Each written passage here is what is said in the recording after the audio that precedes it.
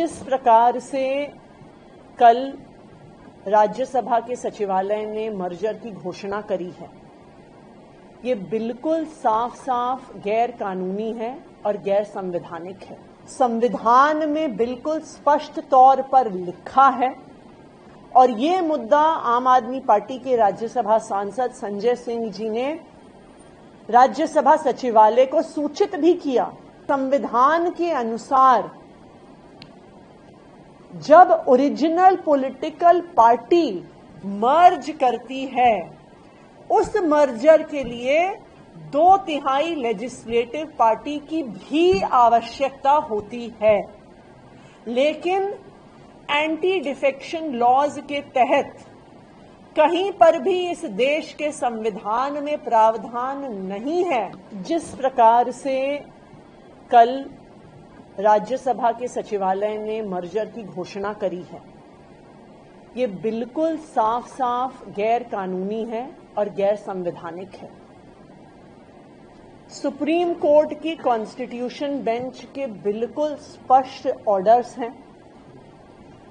संविधान में बिल्कुल स्पष्ट तौर पर लिखा है और ये मुद्दा आम आदमी पार्टी के राज्यसभा सांसद संजय सिंह जी ने राज्यसभा सचिवालय को सूचित भी किया कि संविधान के अनुसार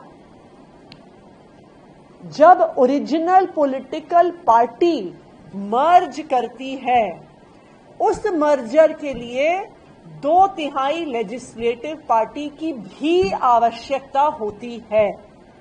लेकिन एंटी डिफेक्शन लॉज के तहत कहीं पर भी इस देश के संविधान में प्रावधान नहीं है कि 2/3 सांसद हो गए, 2/3 विधायक हो, वो किसी दूसरी पार्टी में मर्ज कर सके।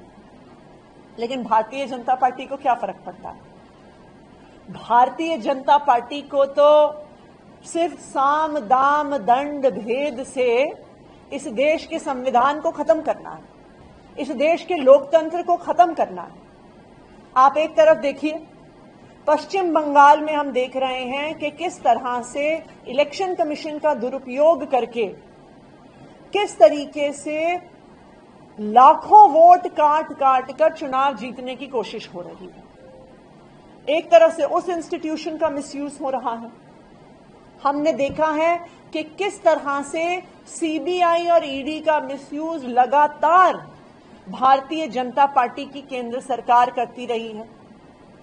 तो ये बिल्कुल साफ है कि बीजेपी का एक ही मकसद है कि हर इंस्टीट्यूशन को गलत तरीके से इस्तेमाल करके, अपनी गुंडागर्दी के लिए इस्तेमाल करके उनको लोकतंत्र को खत्म करना है। उनको कोई फर्क नहीं पड़ता कौन चुन के आया, कैसे चुन के आया, जनता ने अपना जनादेश किसको दिया, अपना वोट किसको दिया। उनको बस तोड़ फोड़ के माध्यम से, खरीद फरोख्त के माध्यम से, साम दाम दंड भेद के माध्यम से बस अपनी सरकार बनानी है और अपनी सरकार चलानी है।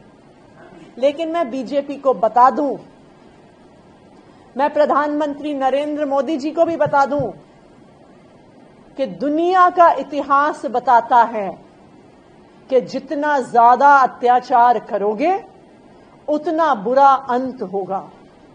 और अब ये बिल्कुल साफ है कि बीजेपी और मोदी जी की राजनीति के अंत का समय आ गया है, इसलिए उनका अत्याचार बढ़ गया है।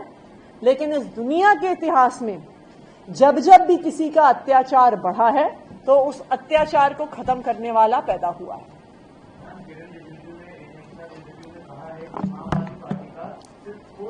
जो एक साथ मिलकर इलीगल एक्टिविटीज करता है, सिर्फ वो बचा रह गया है। जो लोग आम आदमी पार्टी से परेशान हो गए थे वो छोड़कर जा चुके हैं। देखिए, बीजेपी ने आम आदमी पार्टी की ऑबिच्युरी पिछले 15 साल में 15 बार लिखी होगी। अरविंद केजरीवाल की राजनीति खत्म हो गई, ये बीजेपी हर 6 महीने में ऐलान करती है। लेकिन आम आदमी पार्टी अरविंद केजरीवाल जी के नेतृत्व में देश की फास्टेस्ट ग्रोइंग नेशनल पार्टी है। जिस पार्टी ने मात्र 10 साल में दिल्ली में सरकार बनाई, 3 बार सरकार बनाई, पंजाब में पहली बार चुनाव लड़के प्रिंसिपल ऑपोजिशन में आए, दूसरी बार लैंडस्लाइड मेजॉरिटी से जीते, गुजरात में विधायक जीत के आए, गोवा में विधायक जीत के आए, जम्मू कश्मीर में हमारा एक विधायक जीत के आया। ये साफ दिखाता है कि इस देश के लोग विकल्प की तलाश कर रहे हैं। इस देश के लोग एक अलग राजनीति की तलाश कर रहे हैं और वो विकल्प आम आदमी पार्टी बन रही है। और अब जब ट्रायल कोर्ट के, सीबीआई कोर्ट के ऑर्डर ने बीजेपी के षड्यंत्र का पर्दाफाश कर दिया है, इसलिए बीजेपी में और भी सुगबुगाहट हो रही है। क्या पूरे देश ने देख लिया कि किस तरह अरविंद केजरीवाल के खिलाफ साजिश हुई, किस तरह झूठे आरोप लगाए गए, किस तरीके से गलत तरीके से उनको मनीष सिसोदिया, संजय सिंह, विजय नायर को जेल में रखा गया। अब ये पूरा षड्यंत्र देश के सामने आ गया है, इसलिए फिर से ईडी का इस्तेमाल, सीबीआई का इस्तेमाल, प्रताड़ना की कोशिश अब भारतीय जनता पार्टी कर रही है।